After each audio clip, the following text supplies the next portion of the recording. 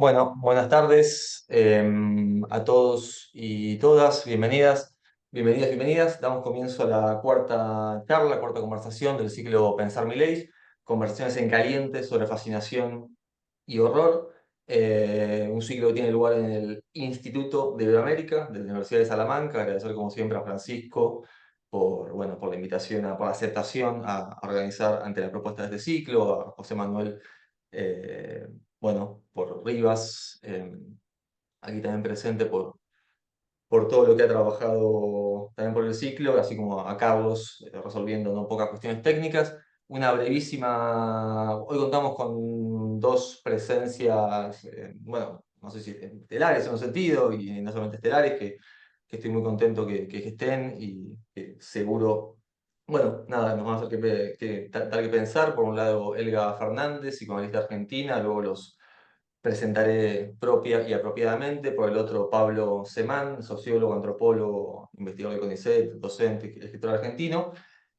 Como decía, esta es la cuarta charla del ciclo, que comenzó un 19 de marzo, a los 100 días de comenzar el gobierno de Milei, no por algún tipo de exceso organizativo, sino de casualidad. La primera charla llevó por título Cuando Milei leyó hipotéticamente a Sade.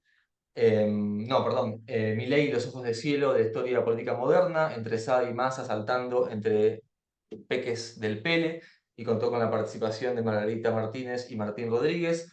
Esto fue el 19 de marzo, decía. El 2 de abril, la segunda charla se tituló Milei como síntoma de un cansancio, populismos de mercado y religiosidades capitalistas.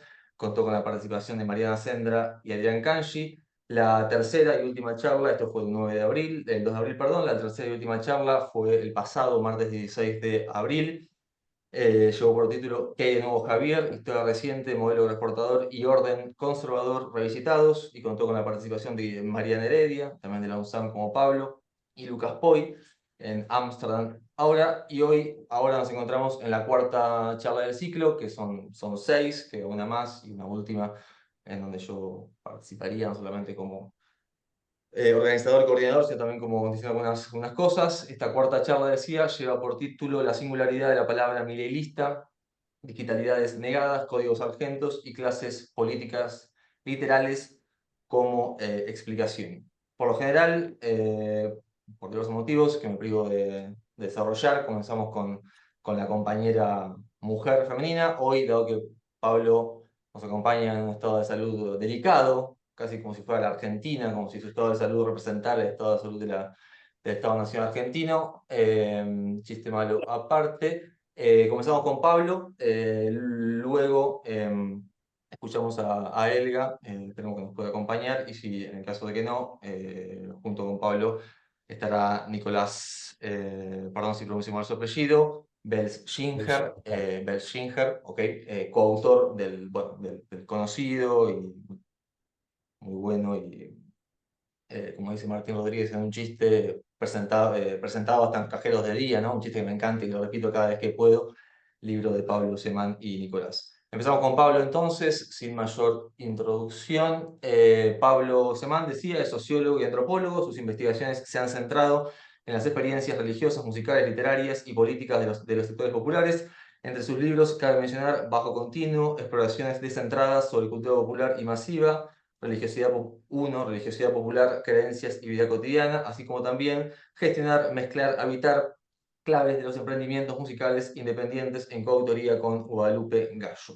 Es investigador del CONICET y profesor del Instituto de Altos Estudios Sociales de la Universidad Nacional de San Martín, UNSAM, y autor, como decíamos, del libro, perdón por esto, está entre nosotros. Anda por acá el libro. Lo querés decir vos, Pablo, que no, y comenzás Está a entre hablar. nosotros. ¿De dónde sale y hasta dónde puede llegar la extrema derecha que no vimos venir? Perfecto. Publicado por Siglo XXI el año pasado. Pablo, gracias por estar. Te escuchamos. Bien, ¿cuánto tengo para hablar? ¿20 minutos? 20 minutos, sí. O 20, bien. Bueno, primero les agradezco muchísimo la invitación. Tuvimos un imprevisto, que es que yo soy asmático y tuve un broncoespasmo, así que me vine a la guardia para que me atiendan. Me estabilicé con un PAF y después voy a ver cómo sigo, pero 14:30 tal vez tenga que volver. Entonces estoy en Starbucks. Eh, Bien. Mm, A ver, yo quisiera hacer como un panorama, aprovechando o sabiendo que estamos ante. Me va a complementar después, que ya se va a sumar Nicolás Belchinger, que trabajó conmigo en este libro y que conoce tanto como yo la situación. Eh, yo quiero hacer como un panorama, eh, de, de dónde sale esto y de las peripecias que tuvimos que atravesar para poder pensar un poco este fenómeno, ¿no? Eh, yo creo que hay un primer dato que es de muy largo plazo y que está en la base de este fenómeno, que es la crisis del Estado, en cuanto a que el Estado va menos rápido que los capitales, va menos rápido que la información y enfrenta todo el tiempo subjetividades insurgentes. Nadie quiere ajustarse a la regla del Estado, digamos, nadie quiere estar en las generales de la ley. Y eso progresivamente en los últimos 50 años ha puesto en crisis al Estado, y por eso los partidos de gobierno en Argentina terminan fracasando eh, alevosamente. Y por otro lado, yo creo que hay una especificidad argentina que tiene mucho que ver con el tipo de solución que estamos enfrentando en este momento, que es que Argentina nunca resolvió su modelo económico productivo, pero sí tuvo instituciones sociales que garantizaron una amplia inclusión monetaria, que justamente, digamos, está en la base del fenómeno inflacionario, porque Argentina, a diferencia de los demás países de América Latina, no tiene una gran población de rural que, digamos, no accede a la inclusión monetaria. Lo que nosotros tenemos es cuando una gran población urbana que accede a la moneda, y cuando hay exclusión monetaria se transforman en cultivadores de la calle. Por eso en las últimas dos grandes crisis lo que hemos enfrentado en los últimos 30 años es el crecimiento de la pobreza urbana y el crecimiento de la población en la calle. Y el equivalente de nuestro retorno al campo es el retorno a juntar basura, ¿no? Entonces, la inflación como fenómeno de largo plazo, y la inclusión monetaria y el asalto a la inclusión monetaria también son parte de esa crisis del Estado que está en el fondo de lo que viene pasando en los últimos 50 años, donde hubo una primera reforma neoliberal muy profunda y que dejó muchísimos heridos, y frente a la cual hubo una segunda, o perdón, un segundo momento, que es la respuesta contra el neoliberalismo, o frente al neoliberalismo que da el kirchnerismo, y esa respuesta empieza a perder fuerza y a agotarse alrededor de 2007, 2008, donde entonces lo que sucede es que los resilientes de la primera reforma neoliberal, los resilientes del menemismo, que habían obtenido una muy buena votación en 2003, se movilizan en el conflicto del campo muy agresivamente y con la iniciativa política que no van a ceder jamás a partir de ese momento, y se aunan con los críticos del kirchnerismo, con lo que va dejando afuera el kirchnerismo, que son nuevos problemas que son encuadrados muchas veces en soluciones liberales, y eso tiene como un primer hito, a pesar del triunfo del kirchnerismo en 2011 por el 54%, en una de las marchas políticas más grandes de la historia de la Ciudad de Buenos Aires, que fue la del 2012, cuando en el 8N se conjugan todos los hilos de contestación al kirchnerismo, ¿no? Entonces, hay como un largo plazo de reforma neoliberal, por un lado, de respuesta a la reforma neoliberal, y eso termina en el triunfo de Macri en 2015, y a partir de ahí se va viendo en las encuestas que las posiciones pro mercado y pro autoridad van adquiriendo eh, una preeminencia que pocos observadores tomaron en cuenta, y que algunos de los que hicimos en este libro trabajamos Sergio Morresi, Martín Vicente, Nicolás Belchinger, Melina Vázquez y Ezequiel Saferstein, empezamos a ver ya en aquella época, Sergio y Martín más o menos de 2010, eh, yo esporádicamente en 2007, 2008 y después en 2012, empezamos a preocuparnos porque la verdad es que el mapa de las preferencias políticas posibles estaba extremadamente corrido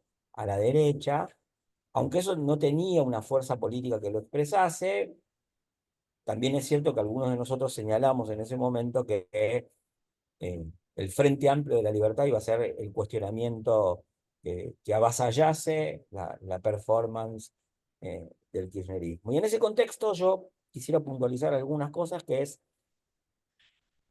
que ayudan a entender a la libertad avanza, ¿no? Primero algo que dicen Sergio Morresi y Martín Vicente en nuestro libro, que digamos, la construcción política libertaria crea una identidad política que resurge de la fusión de distintas tradiciones liberales y autoritarias en Argentina, frente a lo cual yo creo que está bien ese planteo porque justamente una de las cuestiones que ayudó a desestimar el ascenso de esta derecha es que siempre se desestimó su capacidad de crear novedades y su presencia constante al mismo tiempo en el escenario político. Derechas hubo siempre, y es cierto que estuvieron divididas, pero también es cierto que todas las fuerzas están siempre divididas y todos nosotros vivimos estudiando la contingencia de los productos históricos, por lo tanto no deberíamos sorprendernos de que se creen y renueven, como en este caso, una identidad derecha que hace confluir elementos del viejo nacionalismo autoritario conservador con elementos extremadamente libertarios de mercado, cosa que además se acompaña de lo que sucede con algunas otras derechas a nivel global.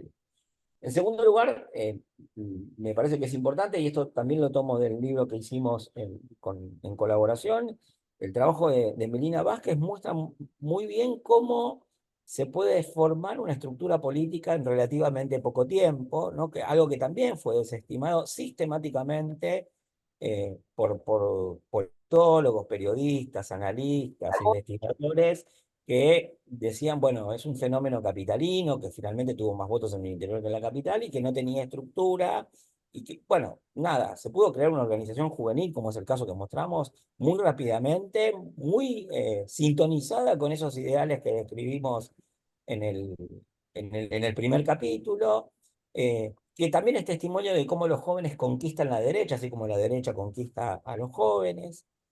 Y Ezequiel Saferstein mostró muy claramente cómo la cultura masiva no solamente fue un vehículo, sino también una anticipación de lo que podía pasar con la emergencia libertaria.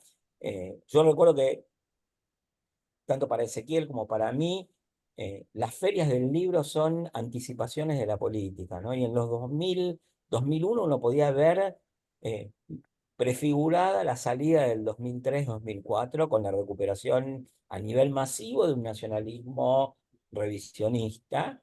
Y de la misma manera uno podía ver en 2016, 2017, 2018 la emergencia de figuras culturales libertarias que estaban haciendo una oposición eh, fuerte y productiva para ellos a lo que se suponía que eran los supuestos culturales del kirchnerismo. Y finalmente hay otra cuestión que, digamos, hay que estudiarla puntualmente en distintos casos, porque los electorados de la Libertad Avanza no son todos iguales, pero nosotros nos sorprendimos hace ya casi 3 años, cuando hicimos una investigación a la salida de la pandemia con Nicolás Belchinger, que ya está acá, donde justamente lo que encontramos era eh, una madurez de la opinión libertaria que nos sorprendía, porque en ese momento todavía no era Milei el candidato, pero sí estaba claro que como efecto de lo que yo empecé a nombrar al principio, la crisis del Estado, y como efecto de la difusión de las tecnologías digitales, y como efecto también anudado en todo eso de lo que pasó en la pandemia, donde todo lo que hizo el Estado era controversible o controvertible, perdón, uno se encontraba con que el Leviatán se había desplazado, ¿no? Que hiciera lo que hiciera el Estado estaba mal y que había unos sujetos que habían sido sobrevivientes de la pandemia, que habían sido excluidos. Un segundo. Perdón, me van a interrumpir acá un segundo. Me voy al bar. Gracias. Bueno, perdón, porque vino el orden a ordenarme. Entonces, les decía, en la salida de la pandemia, en el medio de todos los cuestionamientos al Estado, que ya venían de antes, pero se intensificaron durante la pandemia, nos encontramos con un voto juvenil que era próximo a las posiciones de la Libertad Avanza y que no solo contenía posiciones pro mercado, que muchos dirían que son alineadas con la derecha, sino también un reclamo democrático y antielitista masivo que ponía en cuestión las inconsecuencias, las hipocresías del Estado y que hacía una crítica de el estado del Estado, de la economía y de la política que estaba al frente de ese Estado y de esa economía. Bien, eso para poner un poco, digamos, una mirada de largo plazo y creo yo más expandida acerca de las determinaciones sociales de la libertad avanza. Yo quisiera, digamos, plantear aquí un punto que me surge como ejemplo de lo que venía diciendo, es durante todo el tiempo que hubo entre 2015 y 2023, que gana Libertad Avanza, yo cada vez que iba a escribir oficialismo pensaba en la oposición, ¿no? Pero ¿por qué? Porque lo que sucedía era que esa oposición al gobierno de Alberto Fernández, por ejemplo, en realidad era la que estaba más sintonizada con los puntos de vista oficiales, y eso hay que verlo en que Macri mismo en 2017 ya había pasado de ser un obamista o un partidario de Macron a ser un partidario de Bolsonaro o de Trump. O sea que, nada, insisto con este punto de que todo esto viene desde muy atrás. Bueno, hecho este panorama, yo quisiera agregar una cuestión que me va a llevar un tiempito desarrollarlo, pero que es quizás una de las cuestiones que más me interesaba conversar con ustedes en este contexto, que es, yo entiendo y no descarto y no desconsidero que hay una ola global, ¿no? También pienso que es un lugar común decir que algo es global. Yo creo que en Argentina se ha empezado a decir que es global eh, un poco para justificar por qué no se lo vio antes y otro poco porque el análisis y la opinión política están mezclados también para evadir responsabilidades políticas por haber conducido la situación a lo que es el triunfo del proyecto de derecha más radical comparativamente y en ese sentido no es igual a todos los demás. Y sobre esto también quiero avanzar un poquito. Eh, ¿Por qué digo que es el más radical? Bueno, por una primera cuestión, que es que si uno ve el horizonte de pensamiento de Milei, eh, probablemente ya no un libertario, sino un aceleracionista, y de todas maneras es el primer presidente libertario del planeta. Y en ese sentido, lo global de Milei es menos lo que lo influye lo global a él que lo que él influye globalmente, ¿no? Yo entiendo que a nivel global hay agenciamiento de recursos, de ideas, de instituciones.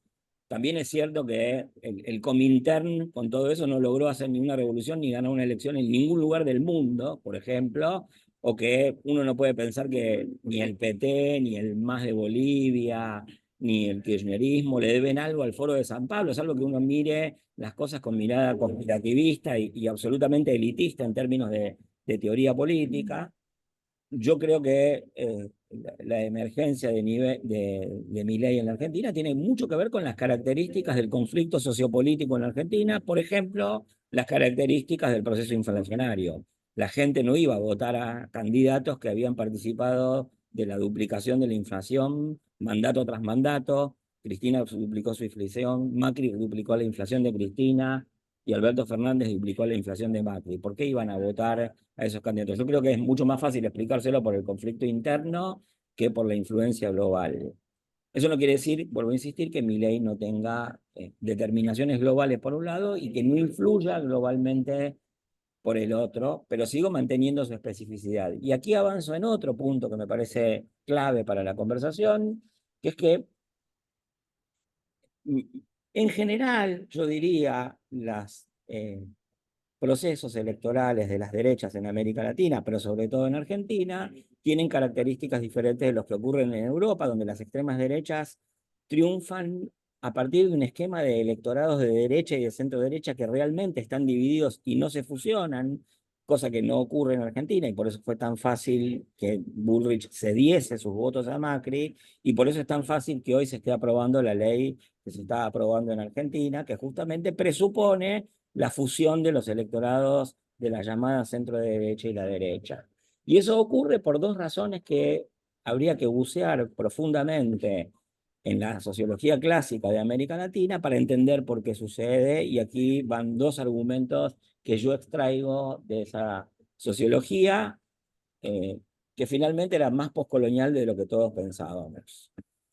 Primero, entiendo que el tipo de topes institucionales que hay al crecimiento y a la gobernanza de estas derechas en América Latina es mucho menor que el que hay en Europa. No hay Unión Europea, no hay euro, no hay controles como los que puede tener Orbán o la anterior presidencia de Polonia, o como incluso las observaciones que podría recibir por fuera del ámbito de la Comunidad Económica Europea un presidente como Erdogan, ¿no? En ese sentido, los avances de estos proyectos políticos no solamente son más radicales en su programa, sino más abruptos en su ascenso, y basta ver la ley que se votó hoy para tener una idea mínima del contenido de esta afirmación, ¿no? Y por otro lado, también hay que tener en cuenta, y esto también hace a la característica, a la respuesta a la pregunta por cómo mueren las democracias, que debería ser específicamente pensada para América Latina, que es que América Latina en los últimos 40 años vivió un proceso de democratización sin haber resuelto su modelo económico productivo, y por lo tanto tiene masas vociferantes en las calles porque es una multitud de ciudadanos pobres, ¿no?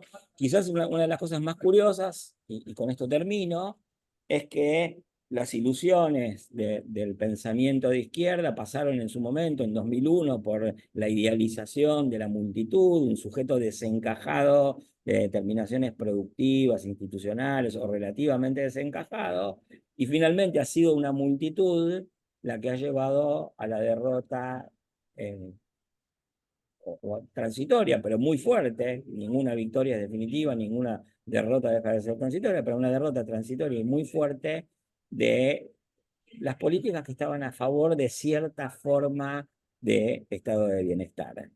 Así que yo diría que en el caso argentino hay que ver eh, cómo se bicentra esto en el conflicto interno y qué características comparte con el resto de América Latina en cuanto a la falta de límites para ponerle un tope al avance de esos proyectos por un lado, y por el otro lado a las características sociodemográficas que, vinculadas a la falta de resolución del proyecto económico, eh, traen a la escena una multitud que al mismo tiempo tiene un programa de derecha, pero por otro lado tiene contenidos antielitistas que no pueden ser ignorados. Bueno, con eso termino, creo que a tiempo, y me quedo.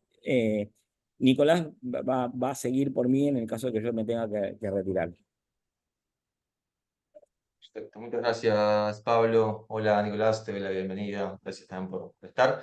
Bueno, ahora escuchamos a Elga Fernández. Elga, también gracias. Aviso, no lo dije al principio, al público participante de esa audiencia, en el caso de, bueno, de preguntas o querer intervenir, esperamos, por supuesto, al fin de la segunda intervención, y lo pueden dejar por escribir en el chat o bien tomar la palabra para hacerlo.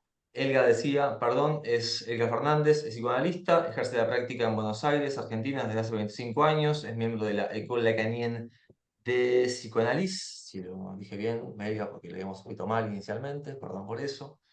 Directora editorial de En el Margen, revista de psicoanálisis, editora de Archivida y también de En el Margen, revista de psicoanálisis. Es autora de Para un psicoanálisis profano, publicado en 2020, y también de La carne humana, una investigación clínica publicada en Buenos Aires en 2022 y en México en 2023.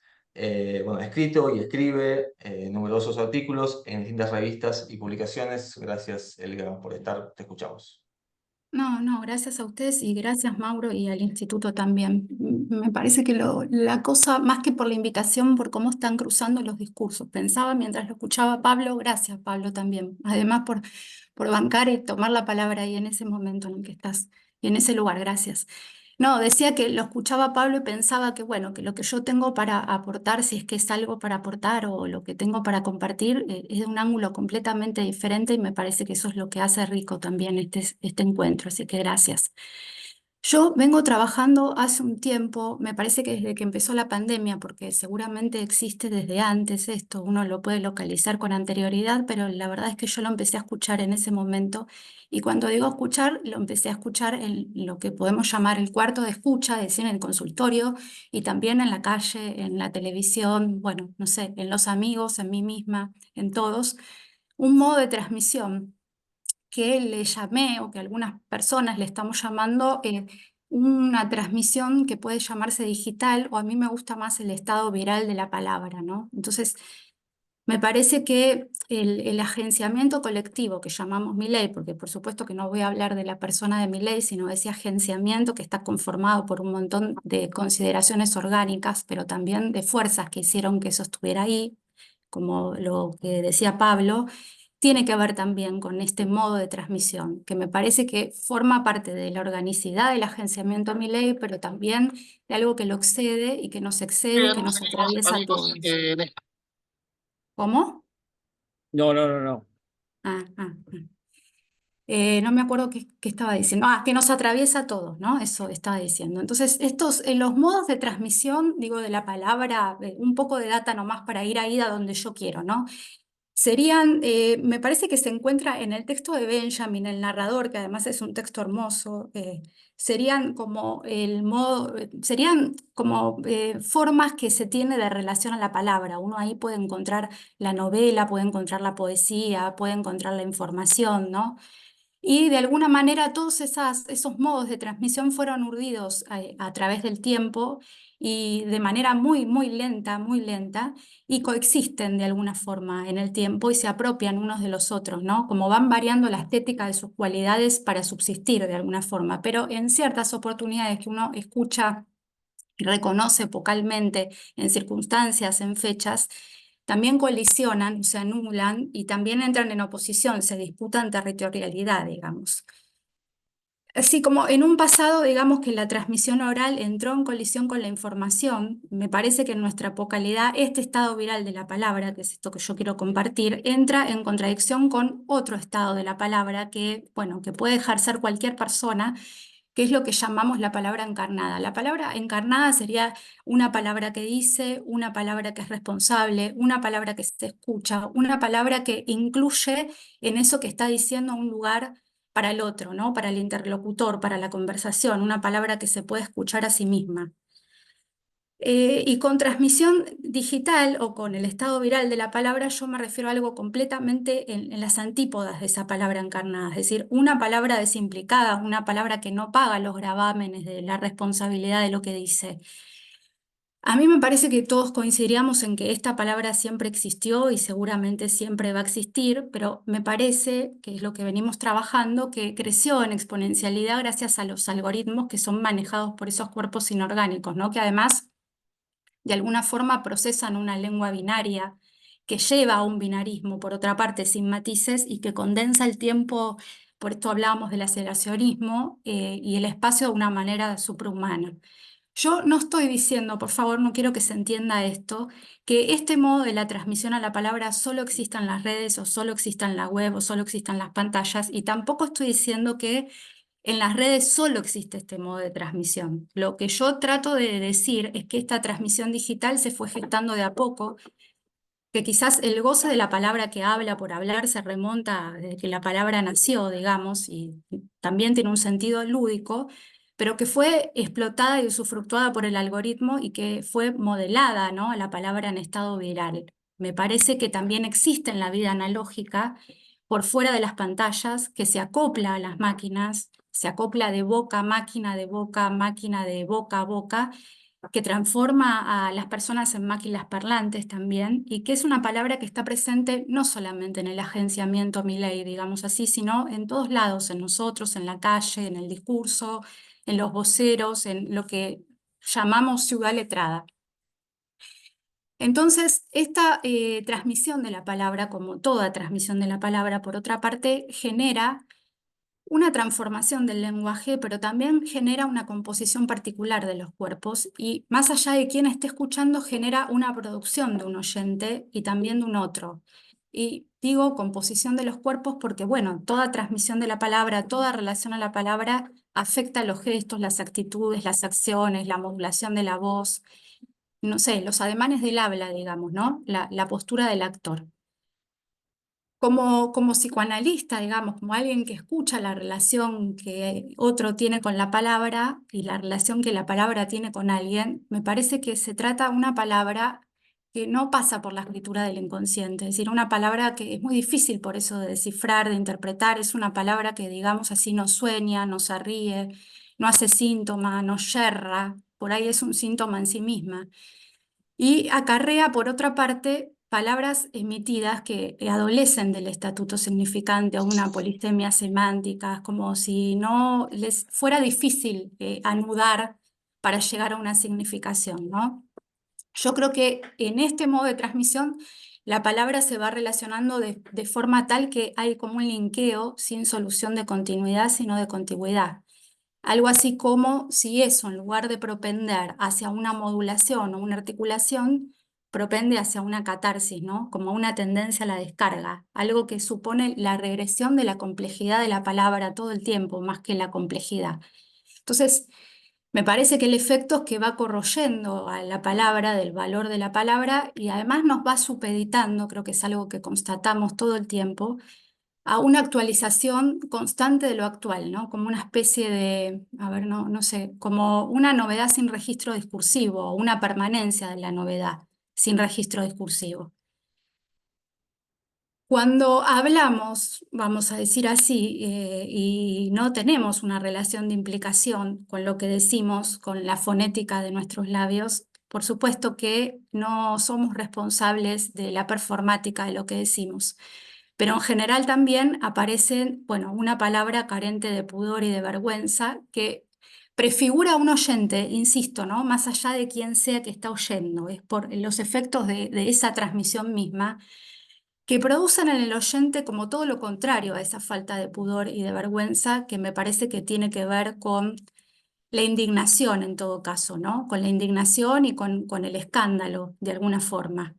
Algo así como si los que estamos escuchando quedamos pendientes de eso que se está diciendo, hipnotizados, de alguna manera capturados, y no podemos distinguir lo importante, como que se van aplanando, ¿no? Se va aplanando todo a una manera tal que lo escandaloso del asunto es lo que parece que queda ahí en el escándalo, como si no diera lugar a otra posibilidad más que el escándalo, ¿no? Y además me parece, por otra parte, que esa palabra, digamos, como la palabra de la vida cuando es desposeída, también se va transformando en una voz obscena que sale de toda ley y que queda huérfana de los otros y de sí también.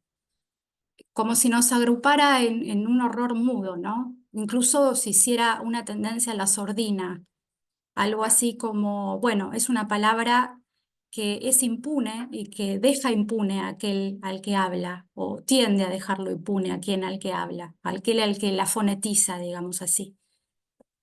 A mí me parece que esta obscenidad y la virulencia, también podemos decir el encarnizamiento, son todos indicios, por otra parte, de que esta transmisión tiende a dejar lugar a otra cosa, a una cosa más, que es lo que algunas personas investigando la lengua del nazismo llamaron la gramática de la destrucción. Porque me parece que esta palabra pasa de la no relación de la palabra en sí misma, ¿no? De una palabra con otra, a que haya como un suelo ideológico en el que se sustente la rotura de toda relación posible a la palabra, ya como una voluntad. ¿no? No como una característica de este modo de la palabra, por eso de una gramática de la destrucción. Y se corró eso, digamos, el nexo entre la palabra, que es casi el único lugar donde los hablantes estamos, en la lengua, en el lenguaje. También se rompe la sintaxis, se rompe la posibilidad del pensamiento, se rompe la posibilidad del lazo con el otro, se rompe también la cadena entre el pasado, entre el presente y el futuro, y también todo lo que supone una sucesión de anudamiento, qué sé yo, la historia decía, la tradición, el legado, la teoría, es como si encifrara, ¿no? Literalizara, como si fuera transformando también en su parte más regresiva la voz en el grito en el mutismo, decía la metáfora en lo literal, también decía la palabra en la injuria. Y creo que el cuerpo en una insensibilidad que paradójicamente supone la indignación, el escándalo, una hipersensibilidad, pero que no tiende a una acción, o no siempre tiende a una acción. Digamos que el que está articulando o modulando o fonetizando este modo de transmisión, que podemos ser cualquiera de nosotros, cuando insulta y en la cumbre de la injuria, se excreta a sí mismo, ¿no? Y excreta al que escucha de este mundo. Es decir, que va transformando al que escucha en un resto, ¿no? Que puede ser cada vez más estrecho o más amplio, de acuerdo al lugar donde lo miremos. Y ese estrecho creo que puede tener es un residuo que no tiene capacidad de residualidad, y decía, creo que puede tener un nombre, y en general se le ha dado nombre a lo largo de la historia. A mí me parece que en este momento el nombre que se le puede dar a ese resto es el de casta, creo que es el nombre que se le está dando, ¿no? Pensaba esto que decía Pablo de las masas vociferantes. Bueno, sí, creo que todos estamos de acuerdo que siempre hubo masas vociferantes. Estoy de acuerdo, pero me parece que este modo de transmisión hizo crecer esas masas vociferantes, las hizo crecer exponencialmente porque agencia elementos que son infrapersonales, digamos, ¿no? Infrasociales, como si activara relaciones transitivas y transindividuales, que son muy difíciles de atribuir a un sujeto que habla, muy difíciles de atribuir a la responsabilidad a un sujeto que habla, o a un discurso, o a una tradición, o a una red simbólica. Digo, es tan regresivo ese modo de la palabra que ahí parece que no hubiera sujeto que se pudiera pagar el gravamen de la responsabilidad de esa palabra. Yo decía que quienes estamos tratando de continuar con esta articulación y esta modulación, escuchamos esto, por lo menos en la Argentina, no tengo idea a nivel global, en la pandemia, ¿no? Pero me parece que la relación entre esta exponencialidad de la palabra en estado viral y la pandemia no tiene solo una relación de causa y efecto. Y tampoco, digamos, no se debe estrictamente a que hubo una digitalización de la vida cotidiana. Me parece que sí, que tiene una relación con eso y que también a partir de ahí se aceleró, pero me parece también que hay como condiciones de legibilidad coincidentes entre el virus COVID o cualquier otra zoonosis, sobre todo las que se están activando recientemente, que tienen un contagio letal en general, y la palabra en estado viral, ¿no? Me parece que el capitalismo que extractiva, que tala bosques, que tala selva, que arranca montañas, destruye ecosistemas que albergan esos virus que nunca entraron en contacto con nosotros. Entonces, algo así como si el agronegocio, a partir de ese negocio que lleva a cabo, pone en contacto tres huéspedes porque los deslocaliza, ¿no? En principio, un huésped animal salvaje, porque bueno, pierde el hábitat por la tala. Pongámosle el murciélago, ahora van a ver a lo que quiero ir con esto, espero. Huéspedes domesticados, que son animales y que además son reproducidos y exterminados masivamente, ¿no? Pónganle un pollo, las gallinas, los cerdos, ¿no? Y huéspedes humanos precarizados, que son los que vivimos en contacto con estas industrias. Entonces, se tala, el animal pierde su hábitat, se encuentra con esa reproducción masiva de pollos, de gallinas, contagia y nos contagia directamente a nosotros. Es decir, que hay una especie de gestión neoliberal del virus y que el virus y el capital, esto es a lo que quiero ir, es coextensivo, ¿no? Es como correlativo, es proporcional. Y es también proporcional a la viralidad de la palabra, porque entonces el virus y el capital y el estado viral de la palabra extraen energía de los cuerpos, de nuestros cuerpos, pero también de los cuerpos animales, y nos dejan, creo que cada vez, esto también lo decía Pablo de alguna forma, en condiciones infrahumanas o en el límite, ¿no? Es decir, que arrasan no solo con los árboles de los bosques o las montañas, sino también con la frondosidad simbólica, ¿no? Es decir, que nos limitan de alguna forma a usar la energía que nos va quedando para sobrevivir, o nos transforma o nos tiende, diría mejor, a transformar en meros soportes del mercado. Y entonces en personas o en agentes, digamos, más propensos a transmitir la palabra en estado viral, la palabra de la que estamos hablando. Algo así como si tuviéramos que usar toda la energía para mantenernos en pie, y entonces enojados, cansados, abatidos, transmitimos mejor ese estado, o al menos no hacemos resistencia, ¿no? Creo que todos podemos dar testimonio, dar fe, que todos experimentamos que este modo de la palabra afecta a los cuerpos, que nos tiene cansados, enfermos, bueno, enojados.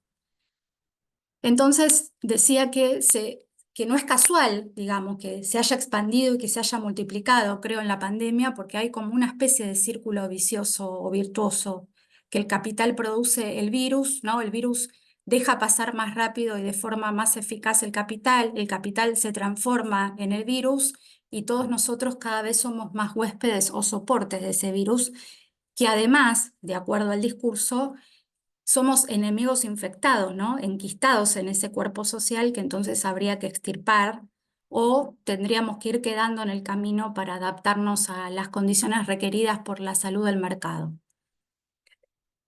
Me parece que hay que considerar, porque también la oposición y la resistencia tiene que ser desde la palabra, tiene que ser, como algunos dicen, desde la cultura, pero a mí me gusta más desde la palabra o desde el lenguaje. Hay que considerar, decía, que el lenguaje también puede ser una espora semiótica de virus, ¿no? Que mantiene el cuerpo siempre en emergencia y que nos hace de alguna forma reproducir mensajes que hacen ruido o que en todo sentido suponen un sonido roto y un sonido descompuesto. Me parece que, por otra parte, no habría que escuchar esto o los huéspedes precarizados como algo privativo de una clase social. Me parece que tenemos que considerar que esta palabra en estado viral atraviesa todas las clases sociales, todas las edades, las geografías, yo diría incluso las formaciones. Por eso me parece que estaría bueno que cada quien en su sector y cada quien respecto de sí mismo pueda escuchar en dónde atraviesa, en su ámbito, en su oficio, en su quehacer, esta palabra digital. Me parece también que el modo de contrafectuarla, yo no encuentro, hay muchísimos, pero digo respecto de esta palabra en sí misma, es como la exacerbación o la inoculación por la palabra encarnada, ¿no? Por eso creo que parte de la oposición, que hasta ahora se ha escuchado quizás con voces más altas o más prominentes, vienen de las personas que hacen un oficio, que ejercen un oficio que supone necesariamente o supuestamente la palabra encarnada. Pero no creo ni que seamos las únicas personas, ni que nos tengamos que erigir como exclusivos, digamos, o como únicos, o como hacedores paradigmáticos de esa palabra encarnada, y tampoco creo que no nos afecte a nosotros también. Por eso digo, va más allá de las formaciones, ¿no? Y va más allá de las clases sociales. Creo que es un estado de la palabra que hay que seguir viendo, que hay que seguir investigando, que hay que seguir también inventando y articulando las maneras de entenderla, y sobre todo viendo los efectos que va produciendo. Bueno, creo que hasta acá. Gracias, Silvia, muchas gracias. Bueno, gracias también a les presentes, participantes en esta conversación. Abrimos el momento obviamente, de charla, de conversación, si es que esto ya no lo es, digamos, queda abierta la sesión para preguntas de parte de les participantes, para decirlo más fácilmente con participantes. Lo pueden escribir en el chat o bueno, tomar la palabra ahora sí desmutarse bueno, y como decía, tomar la palabra y preguntar. Claro, cuando uno pregunta esto, salvo que alguien tenga muchas ganas de hablar, no hay ninguna pregunta ya escrita en el chat, ni nadie toma la palabra justamente rápidamente, por lo cual voy a hacer la labor que me corresponde, en tanto organizador, coordinador y demás, que es intentar, como se dice, ¿no? O sea, mostrando rasgando el velo.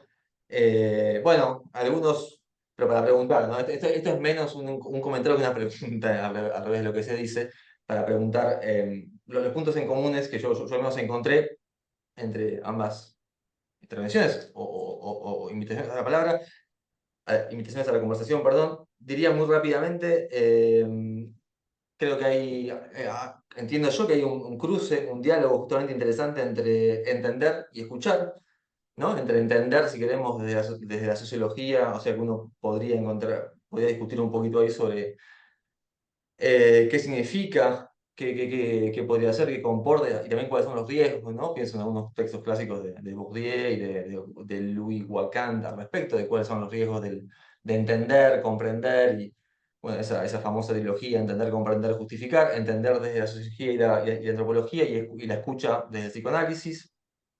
También me llamó la atención, y, bueno, y seguramente Nicolás lo podrá explicar mucho mejor, extender esa referencia que tiró, por así decirlo, Pablo, ¿no? Que mencionó al pasar, pero no casualmente, entiendo, sobre Milei como aceleracionista, ¿no?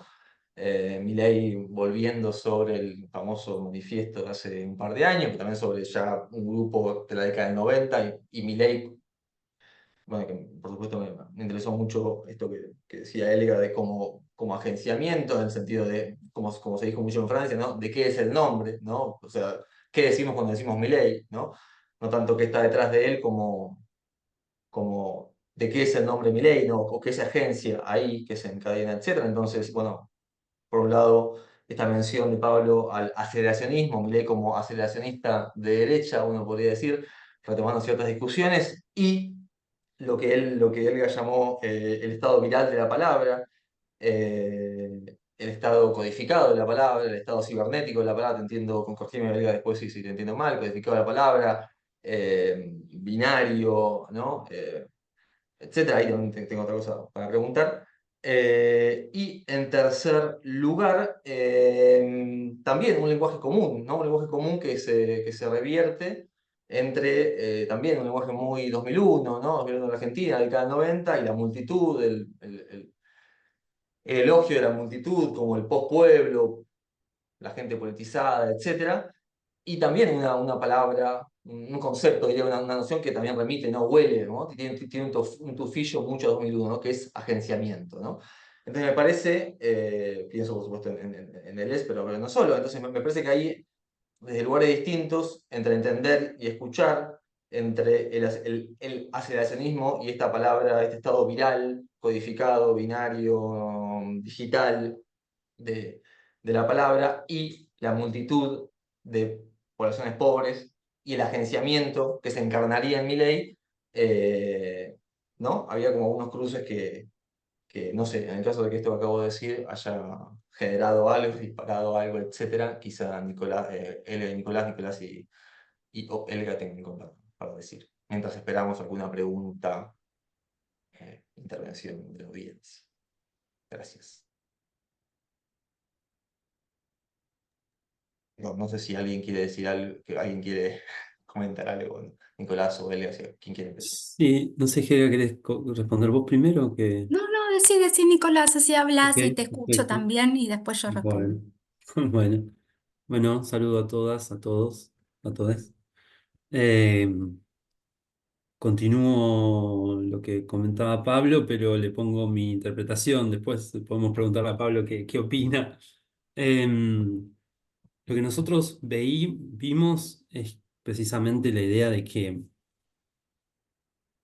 el fusionismo entre los distintos espacios de derecha, que Pablo comentaba como una de las singularidades, la fusión de los electorados, la fusión de los distintos espacios, el nacional conservador, el liberal, libertario, es inédito también dentro de las formaciones de derecha y en buena medida es donde hay que encontrar la respuesta a por qué Milei no se modera, ¿no? Muchas veces durante la campaña, entre la primera vuelta, la segunda vuelta, ahora ya como fuerza de gobierno, que tiene una dinámica muy distinta a ser oposición que ser fuerza de gobierno, con colegas, nosotros mismos discutíamos, bueno, en algún momento Milei se va a moderar y no lo está haciendo y pareciera que no lo va a hacer, ¿no?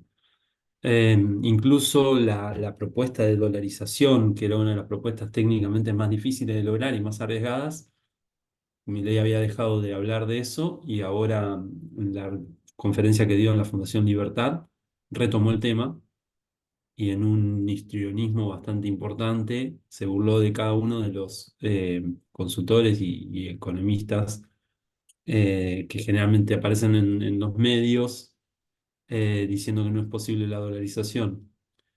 Incluso también la cuestión del Banco Central, que dijo, bueno, ya voy a agarrarlo el Banco Central, se me escapó, pero ya voy a agarrarlo, ¿no? Es decir, ninguna de sus propuestas más radicales él se estaría moderando. Y en buena medida creo que eso proviene del cálculo que Milei hace, que no es un cálculo del todo errado, que es que él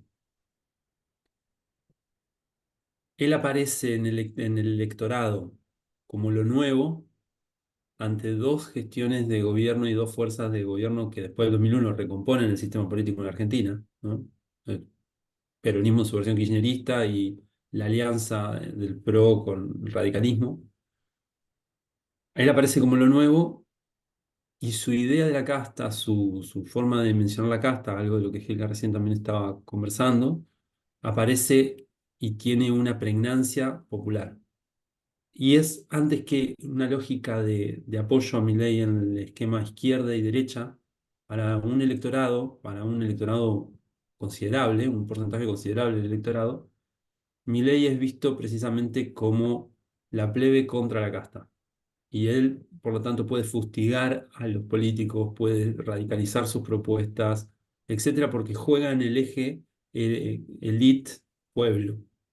Eh, Ahí también se está discutiendo mucho sobre los rasgos populistas de la derecha que encarnaría Milei, y me parece que es una discusión también válida porque precisamente cuando nosotros con Pablo hicimos los focus, las historias de vida, las entrevistas, y con los jóvenes que apoyaban a Milei, encontramos que cuando le preguntamos qué significa ser derecha para los que nos decían yo soy de derecha de una manera desembosada que antes no escuchábamos, bueno, significa cosas muy distintas que las que dice Milei que significa, ¿no?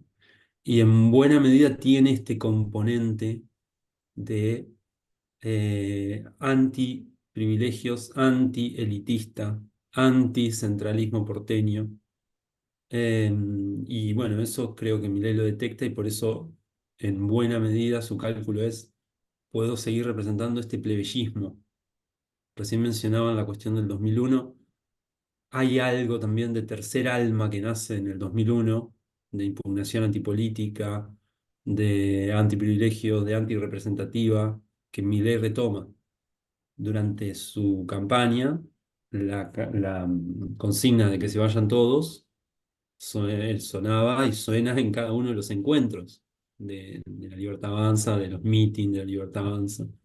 Entonces ahí me parece que el aceleracionismo, perdón, que todo el equipo está enfermo, Pablo está enfermo y yo estoy muy resfriado también. Em, el aceleracionismo viene fundamentado sobre esa idea, sobre ese cálculo.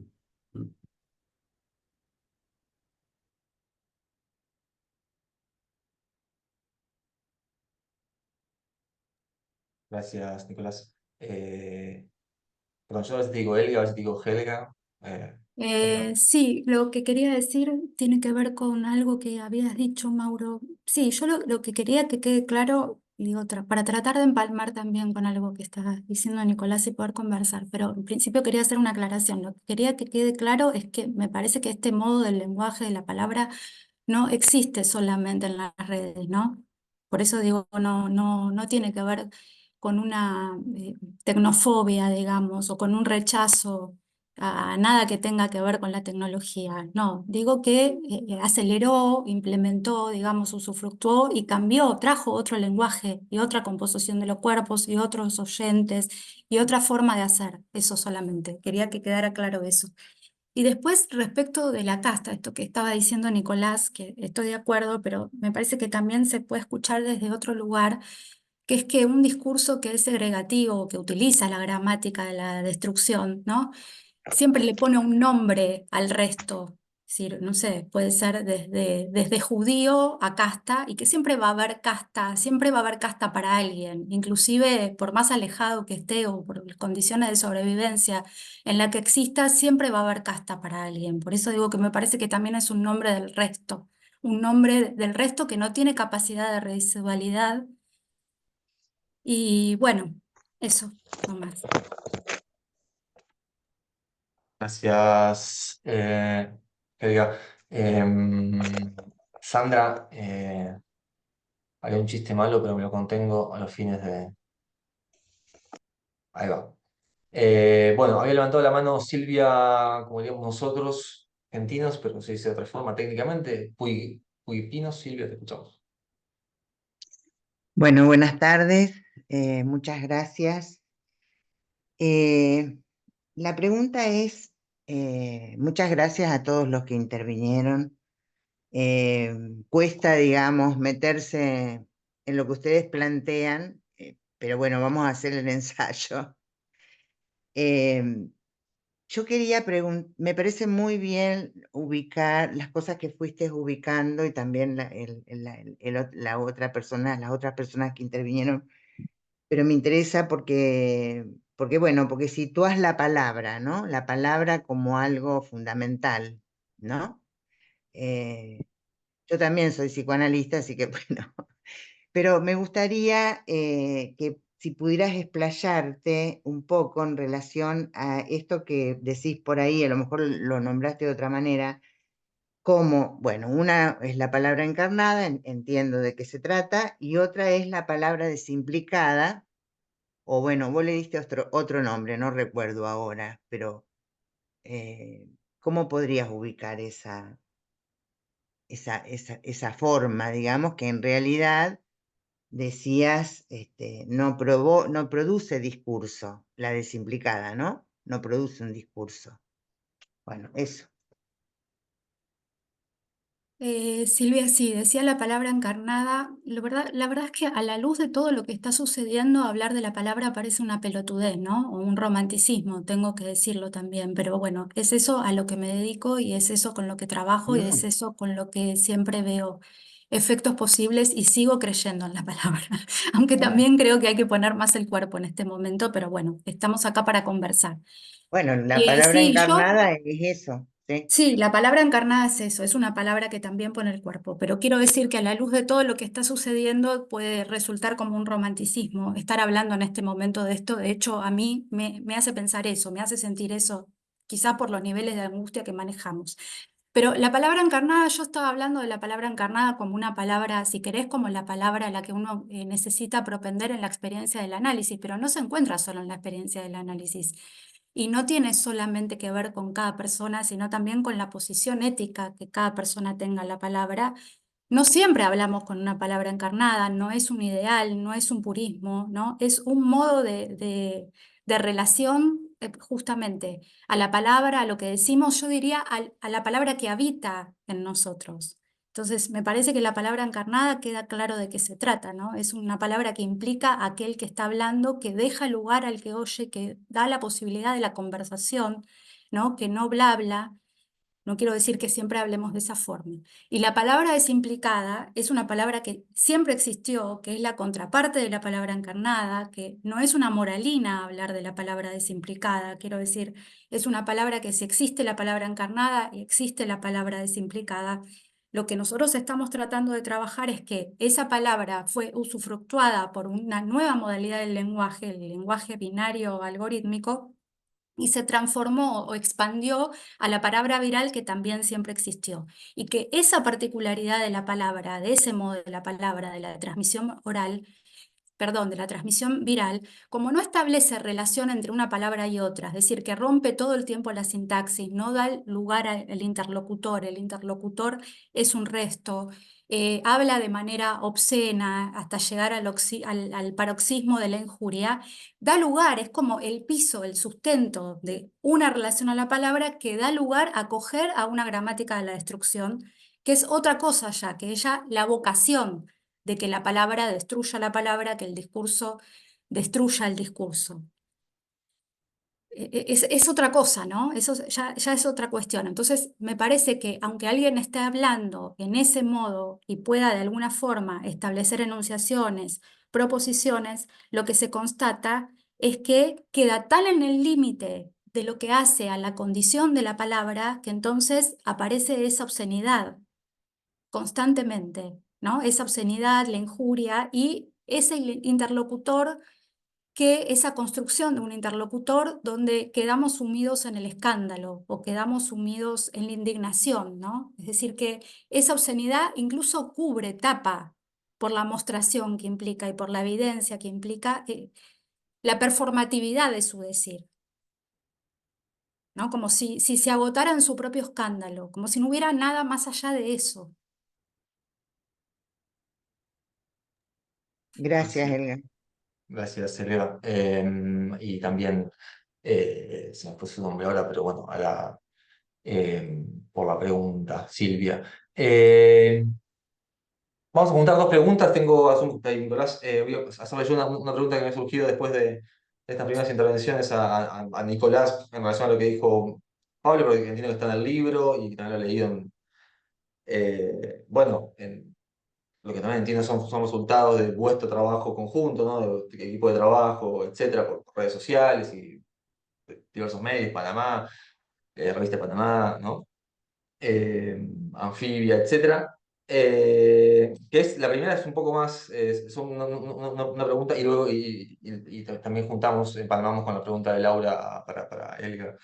La primera es, que es una pregunta para Nicolás, un poco dividida, digamos, que a mí me da la sensación, cuando los leía y los leo, así generalizando, digamos, siendo un poco injusto, como si la economía hubiera, como si la política hubiera ido más rápido que las otras dimensiones de la vida social, ¿no? Como si Milei, como sorpresa electoral, inicialmente como diputado, luego en la primera vuelta y finalmente como presidente, estuviera plasmando más claramente un proceso político que ustedes vienen viendo, digamos, más allá del chiste de, ¿no?, verla, no verla, etcétera, que quizá también en otras dimensiones de la vida social, ¿no?, la memoria, los libros, la novedad o longevidad de los partidos, etcétera, que quizás funcionan más lento. No sé si me explico. Como si Milei, quiero decir, yo, digamos, alguna vez habían estudiado memoria, ¿no? Estudiando memoria del pasado reciente, uno veía discursos negacionistas o reivindicatorios, etcétera, que parecía, de los cuales, ¿no?, Ezequiel se ocupó en su momento, hace mucho tiempo, junto con Alía Goldentour, etcétera, pero que pareciera que fueron más lento, perdón, que tuvieron menos aceptación, que prendieron menos, y más lejos del spot, ¿no?, sobre el 24 de marzo de este gobierno, que una prédica política económica libertaria, ¿no?, o no libertaria, no sé si me explico, ¿no?, como si hubiera ahí diferentes velocidades en los niveles con los cuales eso que se llama Milei, perdón, se levantó contra el 2001, sin un acto fallido significativo en una sala llena de psicoanalistas, se levantó contra el 2001, ¿no? Y si eso entonces, ¿por qué eso, no? ¿Por qué pensás vos o qué les parece a ustedes que se debe que haya aprendido tanto más lo político, lo económico, que por ejemplo, no sé, lo memorial, lo cultural, si estás de acuerdo con eso, etcétera? Y si luego, por eso digo que es una pregunta con dos partes, con dos patas, no es por supuesto reducirlo, pero si poner por delante la inflación, ¿no?, o lo que Pablo llamó el conflicto interno, ¿no?, la guerra interna de la inflación, casi como ¿no?, una nueva reversión de ¿es la economía estúpido o es la economía estúpidos, etcétera? Así como Helga leyó mi pseudocrítica, no pseudocrítica, pero leyó cierta posible pregunta sobre un humanismo, ¿no?, un humanismo antitecnológico, etcétera, si reducir, no reducirlo, pero si resaltar la inflación no corre el riesgo de cierto economicismo, ¿no?, en donde no habría Milei sin inflación no habría Milei sin Massa candidato, no habría Milei sin el doble fracaso albertista Macri, ¿no? Entonces, ¿no? Insisto con esto, perdón, en su laburo, en su investigación de largo, etcétera, ¿qué otros factores culturales, memoriales, de lenguaje, ¿no? De la forma de hablar, vieron que cambió tanto como para desencadenar en Milei que no sea la inflación, un doble fracaso, del gradualismo, de volver a comer asado, ¿no? Etcétera. Primera pregunta, y luego leo para que Elga responda acto seguido. Para Elga, por favor, pregunta Laura Loyola, ¿podrás ampliar por qué tomaste agenciamiento de Lesiano y no algún otro síntoma, por ejemplo, para el arribo de Milei? Gracias. Gracias a todos. Bueno, muchas gracias, Mauro, por la pregunta. Es amplia. Efectivamente, con Pablo venimos escribiendo desde el 2021, el primer texto que publicamos en Revista Anfibia y luego en otras revistas, y nos hemos dado y hemos intentado sostener el trabajo de advertir sobre la peligrosidad que generaba Milei como figura y luego esa constelación de, de- de fuerzas que fueron fusionándose bajo su liderazgo.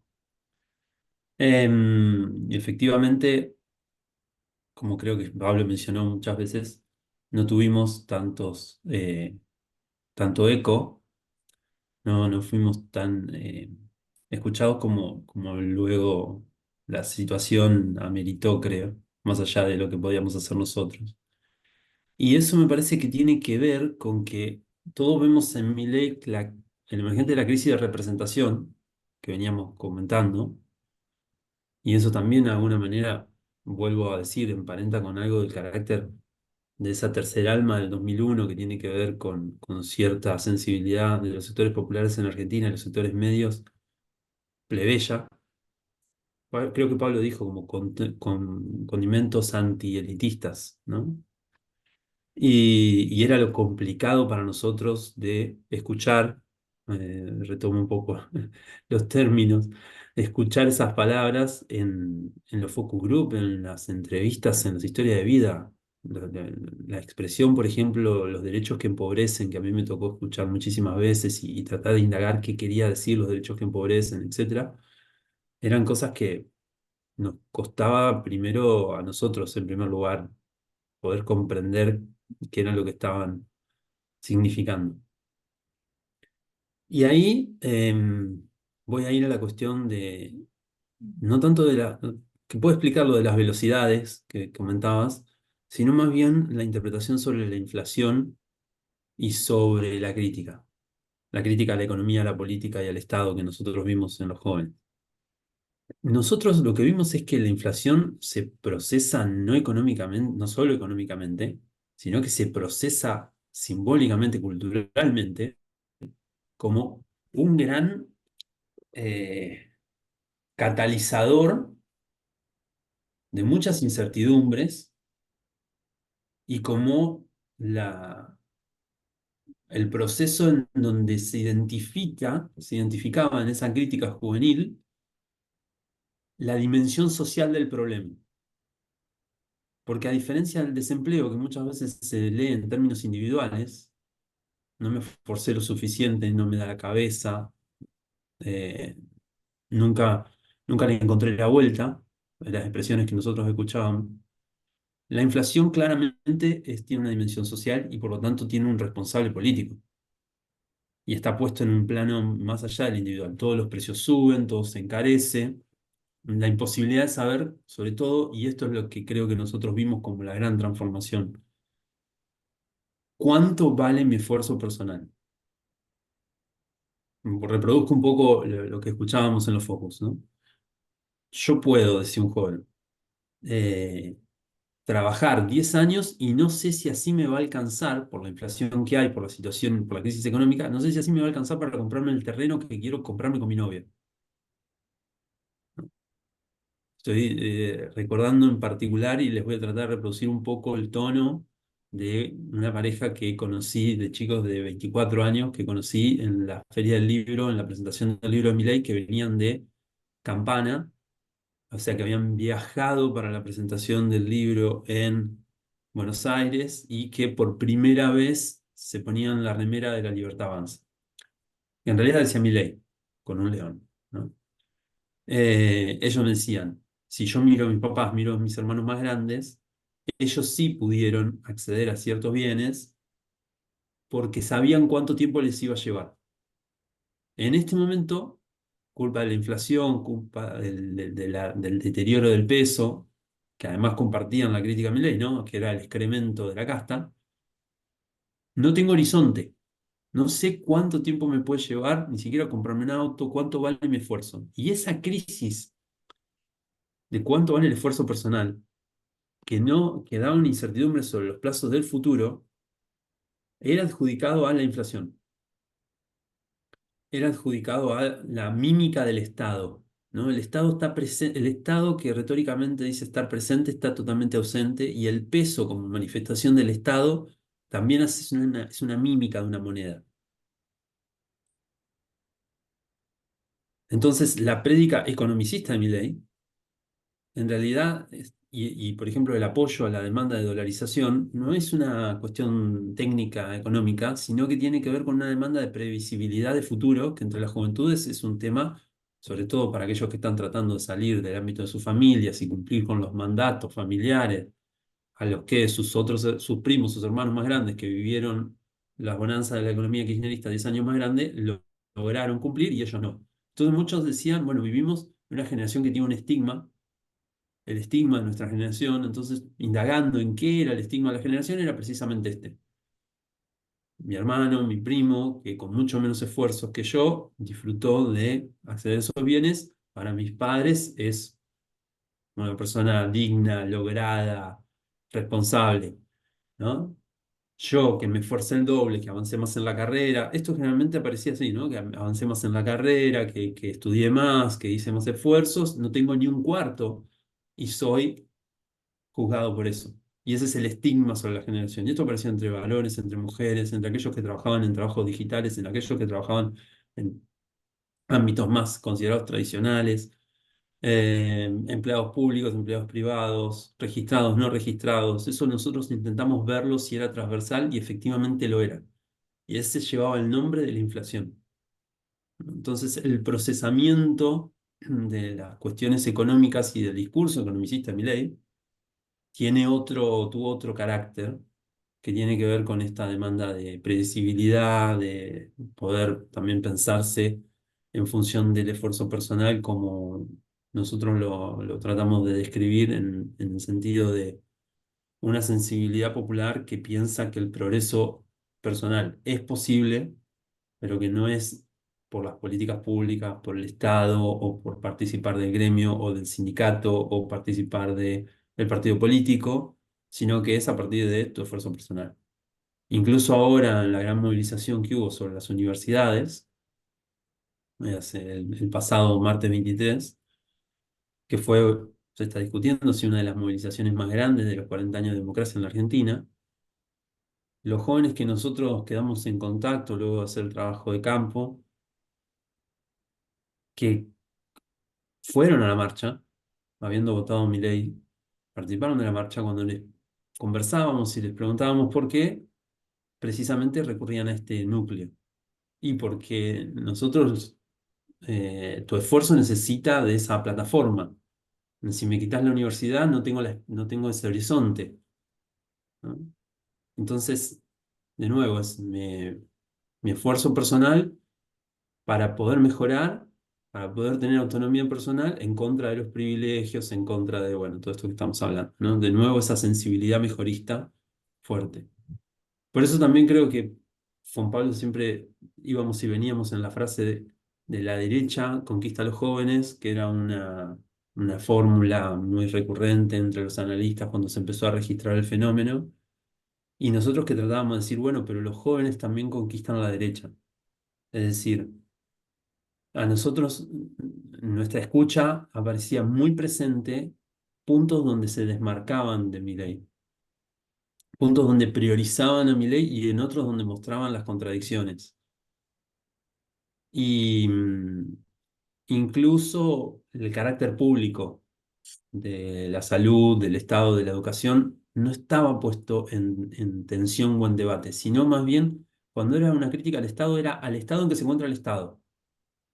Pero la posibilidad de que si yo me esfuerzo y me lo merezco, pueda progresar a partir de mi propio esfuerzo, la condición sería que la universidad sea pública, eso no estaba puesto en cuestión. ¿No? Eso me parece ahí también que el aceleracionismo de Milei eh, y su ceguera ideológica, su punto ciego en pensar en la privatización, en el arancel y demás, llevó a que no viera la masividad posible en la marcha. Bueno, sé que la pregunta fue amplia, tomé este aspecto, creo que hay otros para seguir pensando y te agradezco mucho la pregunta. Gracias a vos, Nicolás. Disculpa en todo caso la amplitud general de la pregunta. Helga, querrías. A veces te digo Helga, a veces te digo Helga, perdón por esto. No, soy Helga, Elga, la Helga, Helga, perdón. Elga. Elga. Helga. Eh, bueno, nada, querías decir algo, apuntar algo a esta pregunta también técnica, pero no por Eh, eso menos importante. no, por ahí contestar un poco lo que preguntó Laura, ¿no? Pero esa pregunta no tengo desde dónde contestarla yo. Me parece que era una pregunta para Nicolás, ¿no? Yo elegí agenciamiento, Laura, no por tomar un concepto de Lesiano, de hecho no lo estoy usando estrictamente bajo ese concepto, solamente elegí agenciamiento porque quería desmarcarme de dos cosas. Una, hablar de la persona de Milei, no tengo ni la más mínima idea de quién es la persona de Milei, no tengo idea si se coge o no se coge a la hermana, si el papá le pegó, si no le pegó, tampoco me parece que sea importante, digamos, me parece que cada quien es responsable de lo que hace, muchos sufrimos en la vida, o sea, aún me parece que también hay una posición ética, ¿no? Que más allá de la vida de cada quien. Por otra parte, yo no me puedo legitimar en ningún lado para hablar de la persona de Milei. Por eso tomé a Milei como un agenciamiento, más que decir agenciamiento como un colectivo, pese a que no le gusten los colectivos, también es un colectivo porque, como decía Nicolás, está constituido por una constelación de fuerzas, no es solamente Milei, una constelación de fuerzas que no están solamente conformadas por su más o menos organicidad, sino también por cosas externas, históricas, políticas, por la crisis que estamos viviendo. Así que por eso decía Milei, también para desmarcarme de esta cuestión de, porque uno por el oficio, digamos, la gente pregunta constantemente, bueno, Miguel, otra vez Miguel, ¿Milei está loco, no está loco? Bueno, insisto, yo no sé si Milei está loco, no creo que sea una, y tampoco me parece que hay que diagnosticar o hacer una psicopatología, digamos. No estoy de acuerdo para nada con eso. Por eso también no quería hablar de la persona de Milei. Sí entiendo que este modo del discurso, que este modo de la relación a la palabra nos enloquece a todos, inclusive a quien habla así, es decir, inclusive a Milei. Simplemente por eso no me referí a Milei, sino al agenciamiento colectivo. Gracias, Helga. Bueno, ¿y quién será Miguel, no? Ahora la pregunta es también quién será Miguel, que los dos dijimos. El nombre de qué será Miguel. Bueno, si no sé si hay Gracias, alguna. Elga. No, a vos, Laura, por la pregunta. Cierto, también gracias, Laura, por la pregunta. No sé si hay alguna otra pregunta a vivo tomando la palabra o por el chat. Y demás, o no. Bueno, ya llevamos un muy buen tiempo de charla, tenemos una breve restricción temporal que es que en 12 minutos, en breve cierra el instituto y no quiero quedar encerrado como alguna vez pasó, casi, y hay que grabar esto y para después difundirlo eh, cibernéticamente en redes.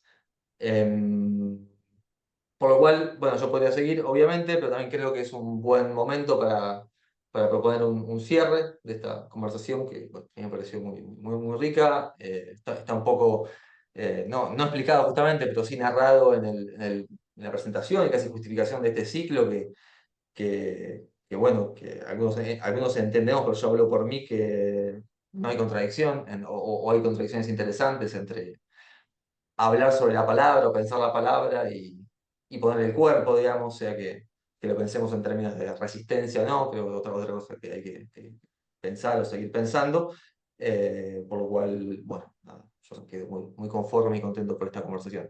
Agradecerles de vuelta a Pablo, a Nicolás, a Elga por haber aceptado la invitación y por sus intervenciones. Esto sigue en 2 semanas con la anteúltima conversación entre Javier Francé, bueno, entre Gisela Catanzaro, ¿no? También investigadora de CONICET y docente de la UBA, entre otras universidades, y Javier Francé, un politólogo argentino que trabaja en la Complutense hace mucho tiempo. Y la última conversación, con perdón de la última invitación, será entre Florencia Anguileta, si estoy pronunciando bien su apellido, creo que sí, también docente de la Universidad de Buenos Aires y de otras universidades también, ensayista habitual en ciertos medios culturales. Bueno, y yo, ¿no? De vuelta, perdón por la invitación. Sin más, agradecerles a Pablo, a Nicolás, a Elga, a toda la gente que participó, que hizo preguntas, que intervino y bueno, nada, nos estamos viendo y gracias. Gracias. Una pregunta, por favor. ¿Hay que volver a inscribirse o ya está? Entiendo que sí, Silvia, pero ahí está mi mail, fíjate en el PDF, si no escribime y te lo intento responder Bueno, mejor bárbaro, que acá, dale, más bárbaro. asertivamente. Bueno, Gracias. gracias Bueno, a ustedes. chao a todos y todas. Gracias, gracias. Chao. Gracias, Mauro. Chao. Muchas gracias. Hasta luego. Chao, Nicolás.